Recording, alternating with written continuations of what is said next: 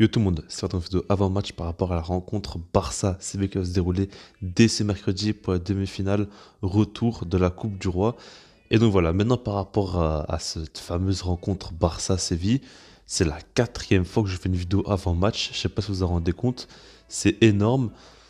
Bah après voilà, j'en parle énormément, mais en même temps j'ai pas trop le choix, c'est toujours des gros matchs Barça Séville, et là il y a vraiment un énorme enjeu, pour la Liga aussi c'est un énorme enjeu, donc voilà, là l'enjeu il est quand même très important, c'est de se qualifier en finale de la Coupe du Roi, même si que le Barça a perdu le match aller 2-0, ils doivent faire en sorte voilà, de se qualifier pour cette finale-là, parce que ça pourrait éviter au Barça de faire une saison blanche de plus. Si jamais le Barça va faire une remontada, ça va les remettre énormément en confiance. Et pour le PSG aussi, ils donneront tout pour faire une remontada en même temps. Vous voyez ce que je veux dire? Ça les motiverait énormément. C'est un gros test avant le match face au PSG pour la remontada. Du coup, voilà, vous avez compris que l'enjeu, il est quand même très important, même pour la Liga. Si jamais le Barça fait la remontada, ils vont tellement être en confiance que pour moi, ils dérouleront aussi en Liga. Après, voilà, ça reste mon avis, mais en tout cas, tout ce que je veux dire par là, c'est que ce match-là est très très important pour la saison du Barça. Ils vont venir avec l'équipe type et ils vont tout faire pour faire la remontada. Maintenant, voilà, côté Séville, on connaît un petit peu l'état de forme, surtout par rapport à ce qui s'est passé dernièrement. C'est vrai qu'en championnat, ils ont beaucoup enchaîné les victoires, mais la série a été cassée par le Barça. On a bien vu, le Barça était nettement supérieur, avec un système tactique un peu différent, tout ça. Ils ont quand même, pour moi, surclassé Séville sur ce match-là. Après, en Ligue des Champions aussi, ils ont eu un peu de mal. Donc voilà, Séville, ils sont pas vraiment dans une grande forme. Alors que côté Barça, ils le sont pas du tout aussi. Faut pas croire, hein. Ils ont perdu quand même 4-1 face au PSG à domicile. Puis ils ont fait un match nul là, en Liga pourri. Puis ils ont gagné 3-0, ils ont gagné 2-0. On est sur deux victoires de suite positives. Moi, ça, le Barça n'est pas du tout sur une bonne dynamique. Mais en tout cas, ils ont l'ascendant psychologique sur le FC Séville.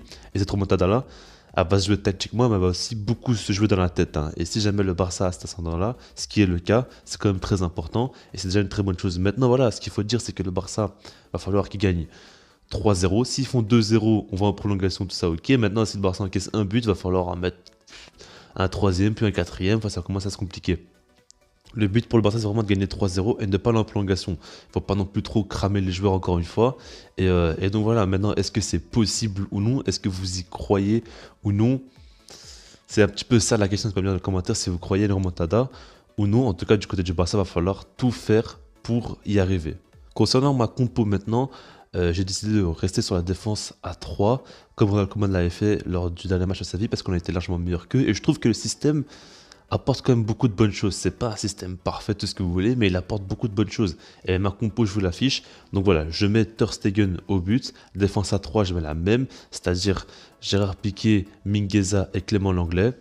Ils ont quand même fait un super match face à Séville. Ça a très bien marché, tout ça. Donc il n'y a pas de raison de changer. Ce qu'il faut savoir, c'est que Araujo est disponible. Il pourrait très bien jouer parce qu'au final, il n'a pas vraiment rechuté. C'est juste que Ronald Koeman n'a pas voulu prendre de risques avec lui. Mais en tout cas, il est disponible. Mais pour moi, il faut prendre de risques, hein. Quand même, il faut faire jouer ces trois-là. Ils ont été bons. Donc pourquoi pas les remettre? J'espère encore revoir un gros Mingueza parce qu'on en aura besoin. Sur les deux côtés, pour les pistons, Dest, Alba, c'est logique. Côté gauche, il n'y a pas de concurrence, on le sait tous. Et puis Dest a fait un très très bon match face à Séville, donc il doit continuer. En plus de ça, je vois pas trop quel joueur pourrait jouer à sa place, vu que Mingueza est en défense. Au milieu de terrain, Busquets, De Jong et Moriba. Alors, par rapport à Moriba, j'en ai fait une vidéo. Si vous n'avez pas vu, n'hésitez pas à aller voir. Où je parlais de Pedri qui s'est blessé et je expliquais pourquoi Moriba doit le remplacer. Si vous n'avez pas vu, n'hésitez pas à aller voir. Mais en tout cas, voilà, j'ai déjà expliqué, je ne vais pas trop m'étaler. Mais en tout cas, voilà. Et puis en attaque, Messi et Dembélé, le duo qui a déjà fait très très mal au match en Liga. Pourquoi pas le remettre là? Surtout que, voilà, je vois pas trop Griezmann prendre la place d'un des deux. Et donc voilà, maintenant par rapport à cette compo-là, franchement, c'est une bonne compo parce que déjà on voit que Piqué, il est beaucoup plus, on va dire serein tout ça parce qu'il a deux centraux à ses côtés et il a plus un rôle, on va dire vraiment de leader où il est plus à l'aise à la relance et il est moins, on va dire, dans les replis défensifs. Il y a Mingueza et l'anglais qui s'occupent un petit peu de ça. Lui, il est un peu plus protégé, on va dire, il est tranquille et c'est là qu'il peut beaucoup apporter aussi dans les duels aériens, tout ça, donc il peut faire beaucoup de bien. Après, il y a Busquets qui maintenant, vu qu'il est aussi protégé que ça lui fait aussi beaucoup de bien et il peut relancer plus tranquillement. En fait, c'est Piqué et Busquets qui sont un petit peu épargnés, on va dire, des replis défensifs et ça fait beaucoup, beaucoup de bien cette équipe-là du Barça.